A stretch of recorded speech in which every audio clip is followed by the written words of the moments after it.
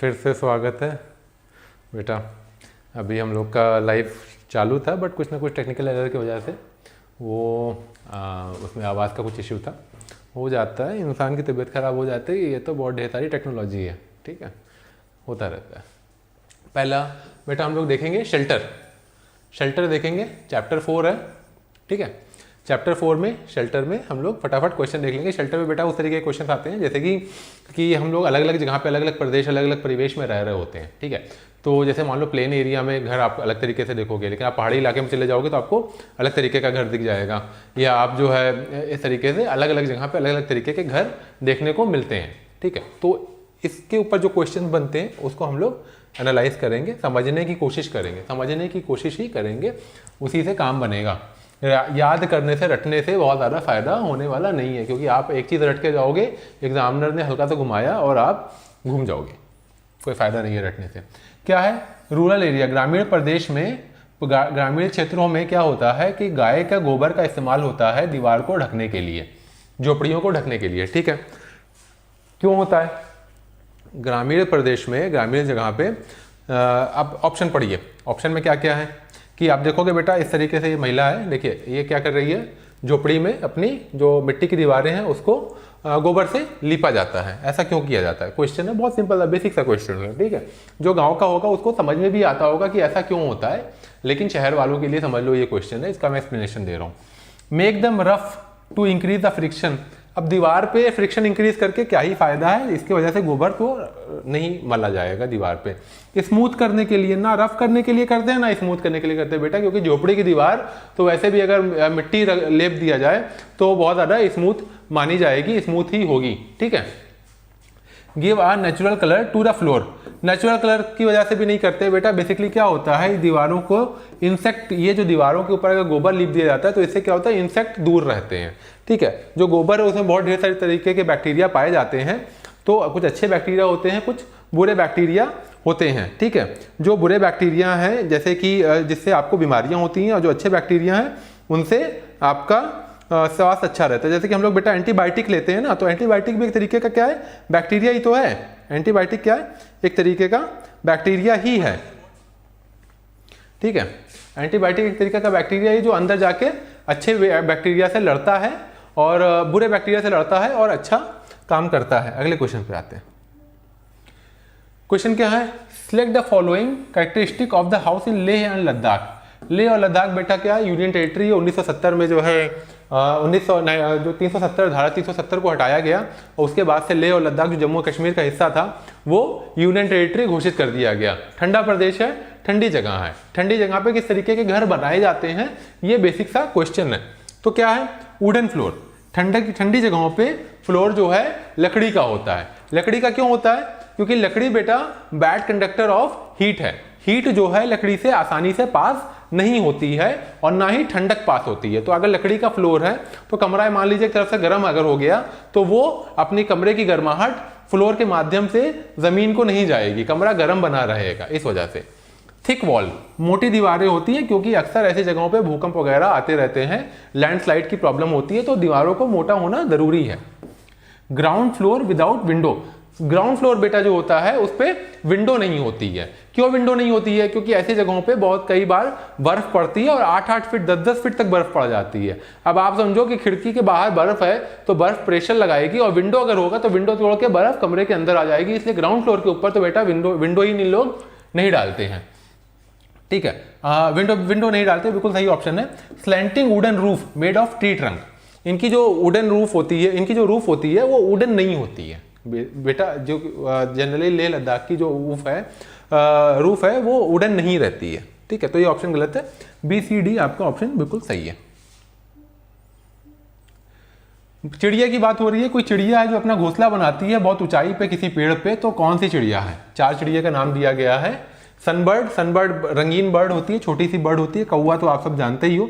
Indian robin भी एक colourful bird होती है। डव जो होती है सफेद बर्ड, डव कबूतर कह लो, कबूतर हिंदी में कहते हैं लेकिन डव पिजन कहते हैं, कबूतर नहीं है, पिजन कहते हैं कबूतर को। डव जो है सफेद, जो पीस का जो संदेश होता है ना, वाइट कलर में होती है डव, फाख्ता कहते हैं उसको हिंदी में, ठीक है। तो बेटा जो कौवा है वो सबसे ऊंचाई पे अपना घोंसला बनाता है, कौवा क्या करता है, सबसे ऊंचाई पे अपना घोंसला बनाता है। ठीक है, अगला क्वेश्चन देखते हैं। Read the following paragraph written by a student about his home in a village. कोई बच्चा है, कोई लड़का है, स्टूडेंट है, विद्यार्थी है, वो कोई घर में रह रहा है और वो घर गांव में है, वो अपने घर का जो है चित्रण बता रहा है। मान लीजिए कोई दोस्त उसका होगा, ठीक है, वो अपने दोस्त को बता रहा है कि मेरा घर इस तरीके का है। ठीक है, किस तरीके का है कि मैं जहाँ से आता हूँ वो गाँव है और वहाँ पे बारिश खूब होती है, पहली बात तो। और वहाँ पे क्या है, हमारे घर की जो ऊंचाई है वो 10 से 12 फीट की है करीब करीब, और जमीन से, और वो बने हैं बम्बू ट्री पे, बम्बू के ऊपर बने हुए हैं। ठीक है, पहली चीज तो बारिश होती है, दूसरी चीज 10 से 12 फीट की ऊंचाई है, तीसरी चीज बम्बू है। ठीक है, और जो inner side of our house है वो लकड़ी का बना हुआ है, लकड़ी का बना हुआ है। ठीक है, तो वो मैं किस जगह से आता हूँ बेसिकली, तो उसका समझ लीजिए पहेली बूझ रहे हैं इन लोग आपस में, पहेली खेल रहे हैं, और उसने कह दिया कि हम अपने घर में, हमारे घर में इस तरीके का है कि मेरा घर क्या है, वो लकड़ी का बना हुआ है, बारिश बहुत होती है, 10 से 12 फीट उसकी छत ऊंचाई में है।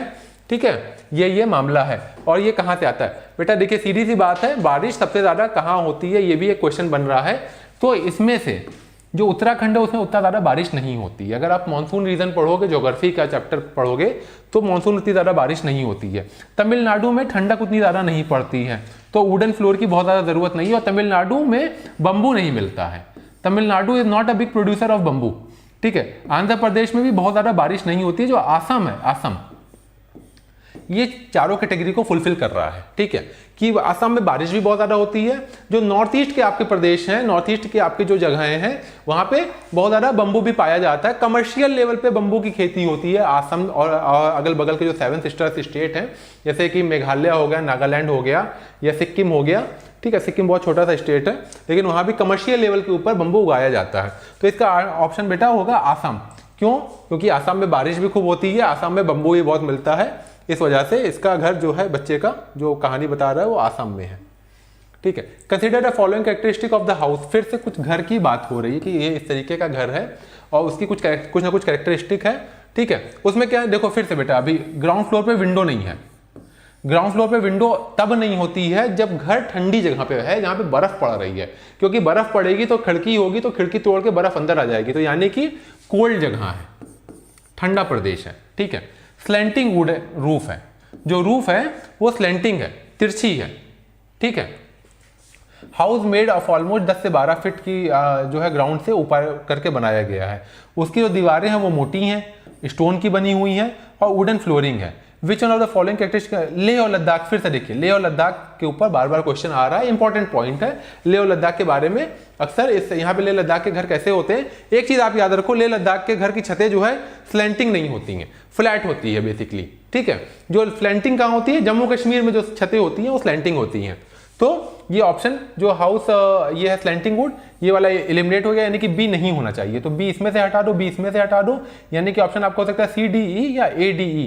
डी डी कॉमन है, सी को हम लोग देख लेते हैं। House made up of almost 10 से 12 फीट। चलिए इससे भी बहुत ज़्यादा क्लियर नहीं हो पा रहा है। ठीक है, ई इसमें भी कॉमन है, इसमें भी कॉमन है, यानी कि प्रॉब्लम कहाँ है, या तो सी सही है या तो ए सही है। ए में क्या है कि ग्राउंड फ्लोर में विंडो नहीं होती है, बिल्कुल सही बात है, ग्राउंड फ्लोर में विंडो नहीं होगी। लेह और लद्दाख के घरों के जो ग्राउंड फ्लोर है उसमें विंडो नहीं होती। क्यों नहीं विंडो होती है? क्योंकि बर्फ पड़ती है तो वुडन। और दूसरी बात क्या है कि अगर विंडो होती है तो घर कमजोर होता है। भूकंप वाले इलाके हैं लेह लद्दाख, जो है टेक्टोनिकली एक्टिव जगह पे लेह लद्दाख लोकेटेड है, क्योंकि वहाँ पे जब मैं ज्योग्राफी का बेटा पढ़ाऊंगा तो समझाऊंगा कि आपको किस तरीके से इंडियन जो प्लेट है और एशियन प्लेट है, ये दोनों आपस में टकराती हैं तो हिमालय बना है इस तरीके से। तो ये टेक्टोनिकली एक्टिव जगह है। ठीक है, यहाँ पे भूकंप वगैरह ज्यादा आने के खतरे होते हैं, तो जितनी ज्यादा विंडो होगी आपके घर में उतना ही घर कमजोर भी होता है। ये आपका option A C D E हो जाएगा। स्कीमो के बारे में बात हो रही है। स्कीमो बेटा उन लोग को कहते हैं जो बहुत बर्फीली जगह पे रहते हैं, ठंडी जगह पे रहते हैं, वो अपने घर को बनाते हैं जिनको इग्लू कहते हैं। ये देख लो आप, इग्लू ये जो है ये घर ही बर्फ का बना देते हैं। ठीक है, बर्फ के छोटे छोटे टुकड़े करके इस तरीके से घर बनाते हैं, अंडे नुमा, आधा अंडा कटा हुआ इस तरीके से दिखता है, सफेद सफेद रहता है। ठीक है, what is the reason for this, ऐसा क्यों करते हैं? ये बर्फ से क्यों बनाते हैं, लकड़ी से क्यों नहीं बनाते हैं? ठीक है, या कोई और चीज से, कपड़े से क्यों नहीं बनाते हैं, तंबू वंबू क्यों नहीं गाड़ के बना लेते हैं? ठीक है, ये भी एक सवाल बनता है, ठीक है। तो यही सवाल पूछ रहा है कि ऐसा क्यों करते हैं, क्योंकि बेटे अब देखिए एक एक चीज़ करके एनालाइज करते हैं इसके ऑप्शंस को। Only ice is available in the polar region, बात तो सही है, पोलर रीजन पे सिर्फ बर्फ ही मिलती है, लेकिन सिर्फ ये एक रीजन नहीं है कि जो मिला वो बना लो। तो क्या रेगिस्तान में रेत मिल रही तो क्या रेत से घर बना लेगा आदमी? ऐसा तो नहीं होता है ना। Ice is available free of cost, वाह भाई, रेगिस्तान की रेत भी तो फ्री ऑफ कॉस्ट है, तो रेत से तो घर नहीं बनाया जा सकता। Ice doesn't allow cold air and water to come inside, ice ही क्यों, अगर वुड से भी बनाओगे तब भी तो वुड भी तो पानी और हवा को नहीं आने देगा, ये भी ऑप्शन गलत है बेटा। बेसिकली क्या है, ice is a bad conductor of heat, जैसे आइस क्या है, बैड कंडक्टर ऑफ हीट है। तो देखिए समझाता हूं थोड़ा सा, ये बिल्कुल गोल गोल नुमा ये बनाते हैं, इसके अंदर इन लोग आग जला देते हैं, आग के और इसको कवर कर देते हैं, इसका जो फेस है इसको कवर कर देते हैं। इससे क्या होता है, इनसाइड का जो टेम्परेचर वो बढ़ जाता है, टेम्परेचर बढ़ जाता है और बाहर बहुत ठंडक हो रही है, और ये अंदर में टेम्परेचर बढ़ गया, लेकिन ये आइस की वजह से जब ये बैड कंडक्टर ऑफ हीट है तो ये अंदर से हीट बाहर नहीं जाती है, अंदर ही बनी रहती है, जो अंदर की हवा गर्म हुई वो अंदर ही बनी रह जाती है। इस वजह से इन लोग आइस का इस्तेमाल करते हैं अपने घरों को बनाने में। ये इसका ऑप्शन बेटा सही होगा, the air between the ice wall prevent the inside heat from escaping, अंदर की गर्मी बाहर नहीं निकलती है ना, इस वजह से इन लोग अपना घर बर्फ का बनाते हैं। बेसिक सा है, थर्ड फोर्थ में जब आप लोग होगे तो ये पढ़ा होगा कहीं ना कहीं, ठीक है। अगला क्वेश्चन क्या है, कौन सी ऐसी जगह है जिसको हम कहते हैं cold desert? Cold desert, cold desert किसको कहते हैं? ठीक है, ठंडा जंगल, ठंडा जंगल यही हिंदी हुआ इसका तो, ठीक है। शीत मरुस्थल किसको कहते हैं?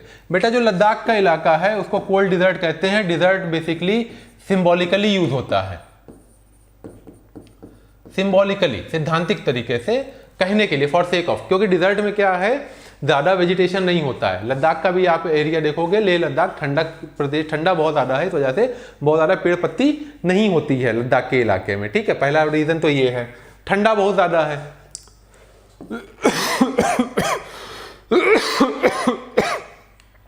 अगले पे आते हैं, ये देखिए, ये तो लद्दाख नहीं है, ये फोटो गलत लगा दी गई है यहाँ पे। क्या है क्वेश्चन कि स्टडी कुछ बताती है, कोई स्टडी की गई वो बताती है कि कौवा जो है अपना घोंसला बनाता है बड़ी ऊंचाई पे, जो हमने थोड़ी देर पहले देखा है, और हर प्रकार की चीज़ें यूज करके, every piece of wood and wires. और एक चालाक चिड़िया है जो क्या करती है, जो अपना घोंसला नहीं बनाती है और अपने अंडे क्या करती है, कौवे के घोंसले में दे देती है, ठीक है। और बेचारा कौवा क्या करता है, उनके अंडों को सोचता है कि मेरे खुद के अंडे हैं, और उनको सेता है, उनके अंदर से जो बच्चे निकलते हैं उनको पालन पोषण करता है। ये किस चिड़िया का नाम है? ये उस चिड़िया का नाम है बेटा जो बहुत ही मीठा गाती है। सबसे मीठा गाने वाली बर्ड कौन है? कोयल। इसीलिए ये एक नेचर का एक बहुत बड़ी सीख है, हम लोग को बहुत बड़ी सीख है ये सवाल। समझिए इसके पीछे क्या सीख है, कि जो बहुत ज़्यादा मीठा बोल रहा है उससे ज़रा बच के रहो, वो हो सकता है कि आपका घर छीन ले। यही करती है कोयल कि अपने अंडे जो है घोंसले में नहीं, अपने घोंसले बनाती ही नहीं है, ये क्या करती है, कौवे के घोंसले में दे देती है, और कौवा बेचारा क्या सोचता है कि मेरे अंडे हैं, वो बना के से देता है इन अंडों को, ठीक है।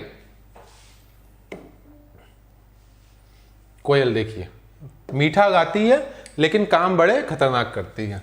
स्ट्रक्चर ऑफ द हाउस, कोई स्ट्रक्चर है घर का जो रूरल एरिया में है, वो क्या है, क्लाइमेटिक कंडीशन से जुड़ा हुआ है जहाँ पे बनाए जाते हैं। कोई गांव है जहाँ पे घर है, जहाँ पे फॉलोइंग फीचर है। क्या क्या फीचर है घर के, कि जो घर है वो बम्बू से बना हुआ है। फिर से देखिए, बम्बू की बात आई, बम्बू की बात आई तो हम लोग किधर जाएंगे, नॉर्थ ईस्ट में, सीधी सी बात है।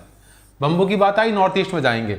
ये यूपी कहाँ पे है, नॉर्थ में है, या नॉर्थ कह लीजिए, या बिल्कुल मिडिल नॉर्थ में कह लीजिए आप। बिहार कहाँ है, वो भी यूपी के बगल में है, नॉर्थ ईस्ट में नहीं है। राजस्थान कहाँ है, वो तो ईस्ट में पड़ता है। आसाम इसका ऑप्शन होगा, नीचे पढ़ने की जरूरत नहीं है, आसाम पे आंसर आप टिक कर दीजिए। फालतू क्यों टाइम वेस्ट करना, अगले क्वेश्चन को हम लोग फटाफट देखेंगे, ठीक है। क्या क्वेश्चन है, कुछ मैच करना है, इन लोग में अलग अलग ऑप्शन दिए गए हैं, दोनों में मैचिंग करना है। क्या मैच करना है कि पहला ऑप्शन कौन सा है, दूसरा ऑप्शन कौन सा, तीसरा कौन सा, चौथा कौन सा है। अब देखिए राजस्थान को पकड़िए, और राजस्थान क्या एक्सट्रीम प्रदेश है। राजस्थान में क्या होगा बेटा, राजस्थान में क्या, राजस्थान का क्या मामला रहेगा कि roof made of the thorny bushes. Rajasthan में कटीले पेड़ मिलते हैं, कैक्टस, राजस्थान में ही तो कैक्टस मिलता है, ठीक है, राजस्थान में कैक्टस मिलता है, थॉर्नी बुशेस मिलते हैं, तो यानी कि बी का ऑप्शन क्या हो जाएगा 4। अब देख लीजिए 2 में 4 किसमें किसमें है, 2 में बी में 5 ये है, ये गलत हो गया, बी में 1 है, ये गलत हो गया, ये बी का 1 सही है। अब देखिए ये दिस कॉल्ड स्मार्ट ट्रिक, 1 5 इसमें भी सेम है, 1 5 इसमें भी सेम है, सिर्फ ये 2 का मामला है, यानी कि ए का 2 होगा या ए का 3 होगा।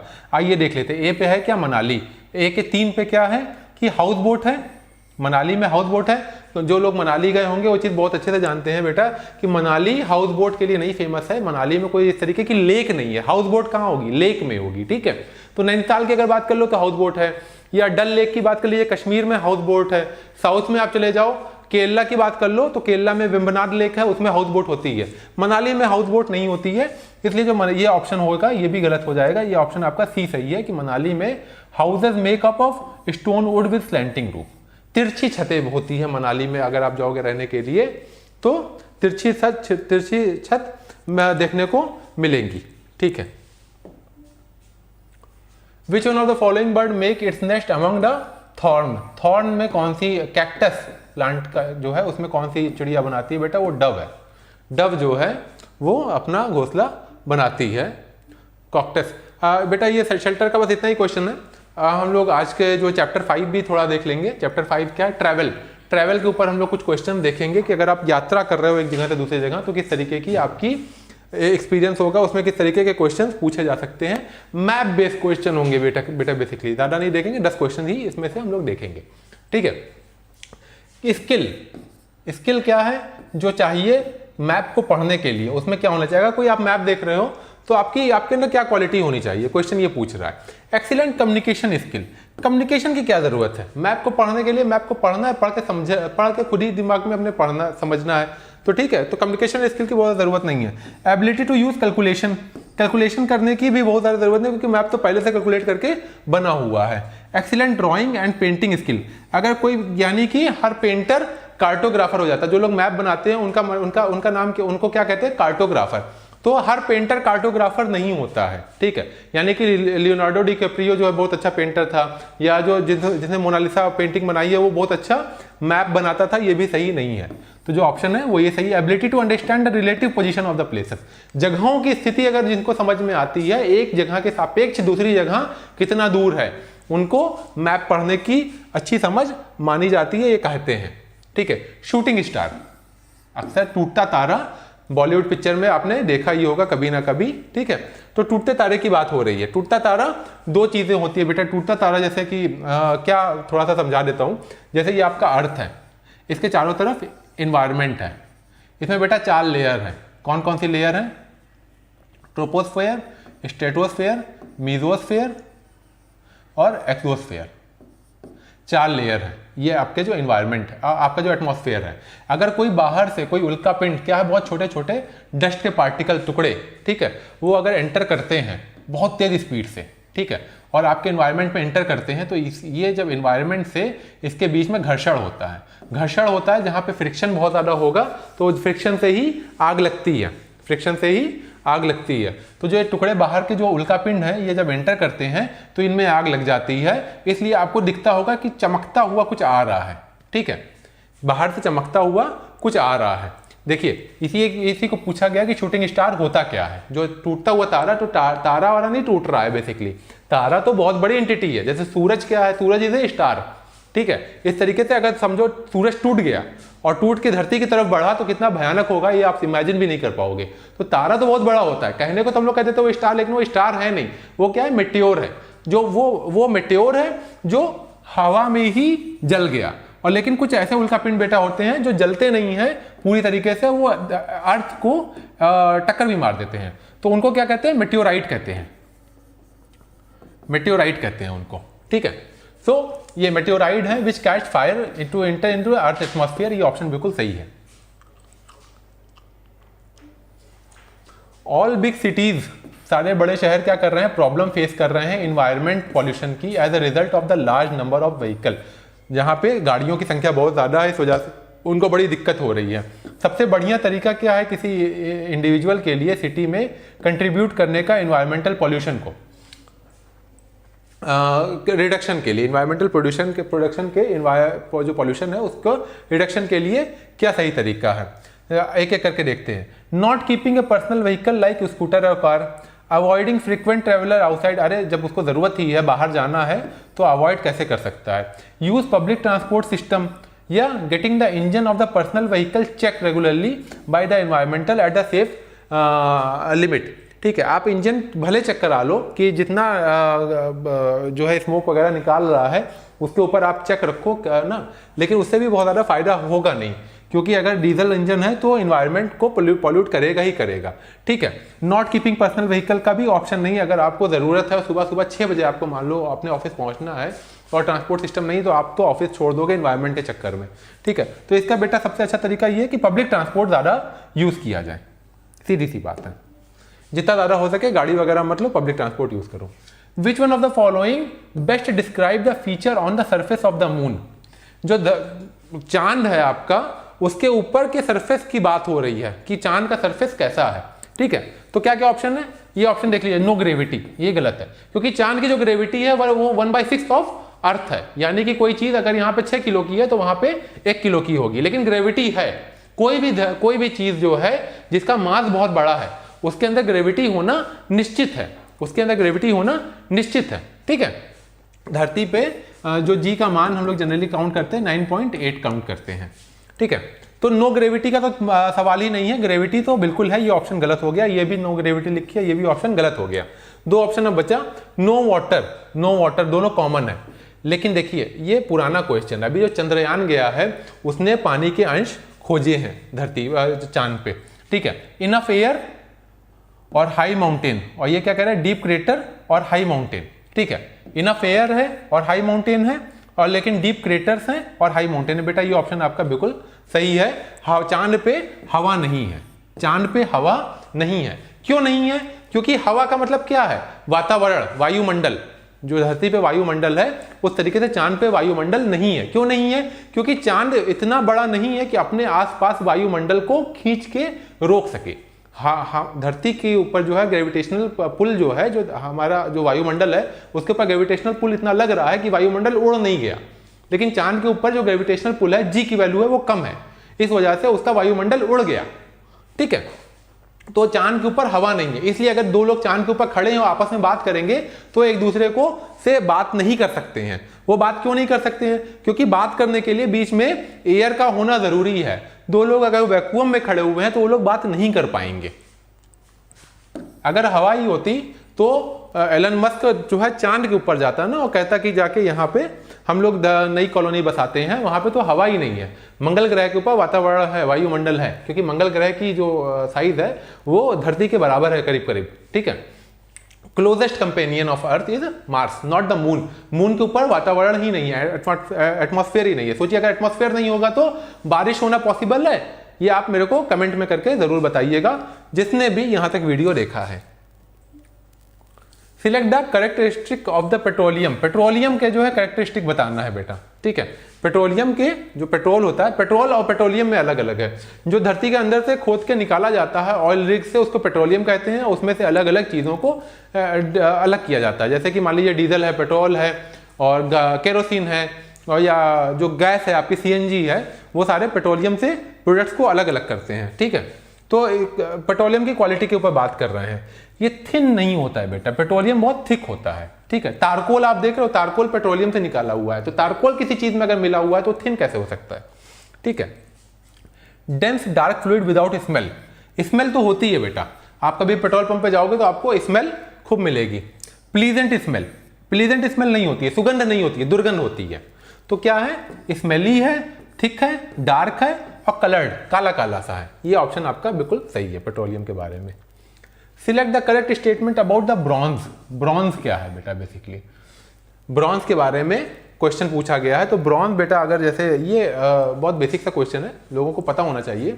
ठीक है, इसमें कुछ बहुत ज़्यादा, hello Shiva sir, hello nice sir, thank you. Bronze, bronze बेटा बेसिकली क्या है? Bronze is a combination of copper, basically copper होता है, और इसमें एक क्या करते हैं, टिन की मात्रा कर देते हैं 15%, 10 से 15% ब्रॉन्ज में टिन होता है, और बाकी क्या होता है, कॉपर होता है। तो bronze is a alloy of copper and tin, ये पहला ही ऑप्शन आपका सही है। अल बरूनी, अल बरूनी के बारे में आपने कम सुना होगा, थोड़ी सी कहानी मैं बता देता हूँ। अल बरूनी साहब कौन थे? क्वेश्चन क्या पूछा कि अल बरूनी कहाँ से आए थे। अल बरूनी जो है ट्रैवलर थे किसी टाइम पे। अल बरूनी कहाँ से आए थे? तो अल बरूनी की कहानी ये है कि अल बरूनी जो है गजनवी, महमूद गजनवी के जो उनकी सल्तनत थी उसमें ये एस्ट्रोलॉजर थे। एस्ट्रोलॉजर आप समझ सकते हो, जो पंडित समझ लीजिए, कहिए, जो ग्रह दशा देख वगैरह के राशि वगैरह से आपको बताते हैं कि आप कौन सा काम किस समय पे करेंगे तो अच्छा रहेगा। ठीक है, तो अल बरूनी क्या थे? एस्ट्रोलॉजर थे। ठीक है, और ये आए थे महमूद गजनवी के साथ में, जो सल्तनत पीरियड आपका जो स्लेव डिनास्टी है शुरू जब हुआ था, उसका इस्टेब्लिश जब हुआ था, उसी समय पे ये आए थे। करीब 11वीं शताब्दी के बारे के आसपास की ये घटना है। ठीक है, तो ये आए कहाँ से थे? ये आए थे उज्बेकिस्तान से बेटा। उज्बेकिस्तान, कजाकिस्तान, तजाकिस्तान, तुर्कमेनिस्तान, ये सब 4-5 कंट्रीज हैं जिनको क्या कहते हैं? CIS कंट्रीज कहते हैं। CIS कंट्री, ये सारे कंट्री जो है USSR से टूट के निकले हुए हैं। इनकी प्रॉब्लम क्या है? ये बड़े रिसोर्स रिच कंट्री है, लेकिन फिर भी ये गरीब है। ये गरीब क्यों है? क्योंकि इनके पास जो है एक्सेस टू सी नहीं है, समंदर का रास्ता नहीं है, ये चारों तरफ से लैंड लॉक्ड है। जैसे अफगानिस्तान एक कंट्री है जो लैंड लॉक्ड है, जो उज्बेकिस्तान आपका कंट्री है वो भी लैंड लॉक्ड कंट्री है। अल बरूनी की एक और क्वालिटी मैं आपको बता दूं, आप याद रखिएगा, हो सकता है एग्जाम में कभी पूछ लिया जाए। तो जो इन्होंने अलग अलग तरीके के कैलेंडर थे, हिंदू कैलेंडर और जो ग्रिगोरियन कैलेंडर है, इनके बीच में इन्होंने लिंकेज निकाला था। और मुस्लिम कैलेंडर जो था कि किस तरीके से इस कैलेंडर की कोई डेट को ग्रिगोरियन या हिंदू कैलेंडर में कैसे कन्वर्ट करते हैं, ये इनका एक अच्छा कंट्रीब्यूशन था। अगला क्वेश्चन देखते हैं। कुछ ग्राफ व्राफ दिख रहा है, आइए देखते हैं क्या क्वेश्चन पूछ रहा है। The portion of the railway time table for the route of an express train is given below. कोई टाइम टेबल दिया गया है किसी एक्सप्रेस ट्रेन का। ठीक है, वो मामला क्या है? वो सूरत से चालू हो रही है, फिर वलसाड जा रही है, फिर भिवंडी जा रही है, फिर मडगांव जा रही है। Above information the distance between the Surat and Madgaon and time taken to cover this distance. देखिए, थोड़ा सा हम लोग ट्रिकी क्वेश्चन है ये, थोड़ा सा अकल लगाने की कोशिश करेंगे। यानी कि ट्रेन जो है 4 बजे पहुंची है, 4:15 पे, और 530 किलोमीटर की दूरी कवर कर चुकी है। ठीक है, और जब ये वलसाड पहुंचती है तो 598 किलोमीटर की दूरी कवर करती है, भिवंडी पहुंचती है तो 772 किलोमीटर की दूरी कवर करती है, और मडगांव पहुंचती है तो 1509। यानी कि अगर सूरत से मडगांव के बीच की दूरी निकालनी है तो 530 किलोमीटर जो चल चुकी है पहले से, इसको तो घटाना पड़ेगा ना 1509 में से। तो 1509 में से आप ये इसको 1509 में से 530 अगर आप घटा दोगे तो आपका आएगा 979 किलोमीटर। यानी कि ये दोनों ऑप्शन गलत है। ठीक है, अच्छा दूसरा ऑप्शन देखते हैं कि कितना समय लगा। इसमें हम लोग बेटा थोड़ा सा ट्रिकी काम कर लेंगे। ठीक है, ट्रिकी काम कैसे करेंगे? हम लोग टाइम नहीं जोड़ेंगे। क्या होगा? यही होती है कि स्मार्ट अप्रोच, और एक होती है मोटी बुद्धि वाली अप्रोच। ठीक है, तो हम लोग मोटी बुद्धि नहीं लगाएंगे, हम लोग स्मार्ट अप्रोच लगाएंगे। देखिए, यहाँ पे 20 है और यहाँ पे 45 है, दोनों को घटाइएगा तो 5 आएगा, एंड में 5 आएगा। यहाँ पे 20 आ रहा है, यहाँ पे 5 यहाँ पे 0 आ रहा है, यहाँ पे 5 आ रहा है। आपका ऑप्शन ये 5 वाला सही हो जाएगा, निश्चित ये सही होगा। आप लोग चाहेगा तो जोड़ के चेक कर लीजिएगा। स्मार्ट अप्रोच हम लोग ने लगाई बेटा, क्योंकि 2 ऑप्शन तो हमने एलिमिनेट कर दिया जो है दूरी के हिसाब से, और 15 था या यहाँ पे 20 था, लेकिन हमको एंड में क्या चाहिए? क्योंकि ये 20 है और ये 45 है, अगर 45 में से 20 को आप घटाएंगे भी तो एंड में 5 आएगा। तो जिसके एंड में 5 आ रहा होगा वही आपका आंसर होगा, निश्चित वही होगा। Select which one of the following different from other. 4 चीजें दी गई हैं बेटा, उसमें से एक कुछ अलग है और तीन एक तरीके की है और चौथा चीज अलग है। ठीक है, तो देखते हैं क्या है। वैक्स, ग्रीस, पेट्रोल, कोल। बेटा जो कोल है वो कहां से निकलता है? जनरली लकड़ी से निकलता है, वुड से निकलता है, और ये जो है पेट्रोलियम प्रोडक्ट है। ये कोल जो है अलग है। जो पेट्रोलियम प्रोडक्ट है बेसिकली वो, अगर आप बुक्स पढ़ोगे तो वो ये कहते हैं कि जो आपके किसी ज़माने में जो आपके जीवित जीव जंतु थे वो एक प्लेट वो डेड हुए और बरी हुए, और उसके ऊपर दूसरी प्लेट चढ़ गई और बहुत ज़्यादा प्रेशर दोनों के बीच में रहा, तो वहाँ से पेट्रोलियम प्रोडक्ट निकला है। पेट्रोल वहाँ से निकला। जो लकड़ी है, वो जो जंगल है, वो जो दब गए पहाड़ के नीचे में और कई 100 साल में, कई 1000 साल में वो कन्वर्ट हो गए। जो पहले का कोल होगा उसको कहते हैं लिग्नाइट। फिर इसको उसके बाद का जो स्टेज आएगा उसको कहते हैं बिटुमिनस। फिर उसको कहते हैं एंथ्रासाइट। सबसे जो अच्छा वाला कोल होगा वो कहते हैं एंथ्रासाइट कहते हैं। ये कम पका हुआ कोल है समझ लीजिए, ये उससे ज़्यादा, और ये एंथ्रासाइट। ये एंथ्रासाइट का जो बेटा कोल है ये कहाँ मिलता है? जम्मू कश्मीर में थोड़ा सा मिलता है जनरली। बाकी जो इंडिया में जो कोल मिलता है उसमें लकड़ी की मात्रा बहुत ज़्यादा होती है, इसलिए धुआं बहुत ज़्यादा देता है। इसीलिए इंडिया बाहर से कोल को इम्पोर्ट भी करता है, क्योंकि इंडिया में क्वालिटी कोल नहीं है। इंडिया में ऐसा कोल है जिसमें बहुत ज़्यादा सल्फर कंटेंट है और बहुत ज़्यादा धुआं देता है वो। अगला क्वेश्चन देखते हैं। कोई आदमी है वो गुजरात से जा रहा है, कहाँ? गुजरात से जा रहा है बेटा भोपाल। अगर आप मैप हो गए, मैप बेस्ड क्वेश्चन है। ये गुजरात है, ये इस दिशा में जाएगा तो ये भोपाल पड़ता है। उसके बाद कहाँ जा रहा है? आंध्रा। तो आंध्रा जो है नीचे की तरफ में, ठीक है। तो ये सबसे पहले कहाँ गया? ये इस दिशा से इस दिशा में बढ़ेगा तो कौन सी दिशा है बेटा? ये ईस्ट है। और ये नीचे में बढ़ा तो ये साउथ है, यानी कि ईस्ट और साउथ की दिशा जो है वो आपका इसका आंसर होगा। First toward the east then toward the south, ये इसका ऑप्शन सही होगा। अगला क्वेश्चन देखते हैं। On a city map it was mentioned कि 1 सेंटीमीटर को 110 मीटर कहते हैं। 1 सेंटीमीटर को 110 मीटर कहते हैं, ठीक है। तो 15 सेंटीमीटर कितना हुआ? 15 से मल्टीप्लाई कर दीजिए, कितना हो गया? 15 सेंटीमीटर। इससे भी, इसको भी 15 से मल्टीप्लाई कीजिए,